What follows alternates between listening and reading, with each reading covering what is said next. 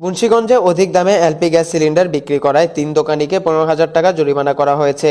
রোববার ৪ জানুয়ারি দুপুর ১২:৩০ থেকে ২:৩০ পর্যন্ত শহরের লিচুতলা ও খালিশ এলাকায় অভিযান পরিচালনা করেন জাতীয় ভোক্তা অধিকার সংরক্ষণ অধিদপ্তরের জেলা সহকারী পরিচালক আসিফ আল আজাদ। জেলা ভোক্তা অধিকার সংরক্ষণ অধিদপ্তরের জেলা সহকারী পরিচালক আসিফ আল আজাদ জানান, অভিযান পরিচালনার সময় এলপি গ্যাস সিলিন্ডার বিক্রির দোকানসমূহে মনিটরিং কালে দেখা গেছে এলপি গ্যাস ক্রয়ের রসিদ সংরক্ষণ করা হচ্ছে না, সরকার নির্ধারিত দাম অপেক্ষা অধিক দামে এলপি গ্যাস সিলিন্ডার বিক্রি করা হচ্ছে এবং বিক্রেতারা মূল্য তালিকা প্রদর্শন না করে এলপি গ্যাস সিলিন্ডার বিক্রি করছে। তিনি আরো জানান, এই অপরাধে ভোক্তা অধিকার সংরক্ষণ আইনে শহরের লিচুতলা এলাকায় মা স্যানিটারি এর মালিক মোহাম্মদ লুৎফর রহমানকে ৫,০০০ টাকা, শহরের খালিশ এলাকায় মেসার্স হাজি আলী ট্রেডার্স এর ম্যানেজার মোহাম্মদ রিফাতকে ৫,০০০ টাকা এবং একই এলাকায় আইআর স্যানিটারি এর ম্যানেজার মোহাম্মদ আব্দুর রহমানকে ৫,০০০ টাকা সহ ৩ দোকানিকে ১৫,০০০ টাকা জরিমানা করা হয়।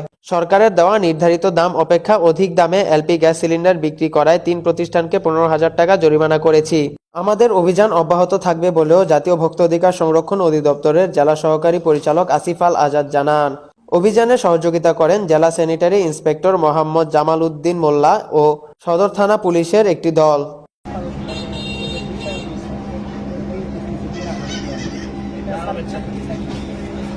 Taibur Rahman, news 71.tv, Munshiganj.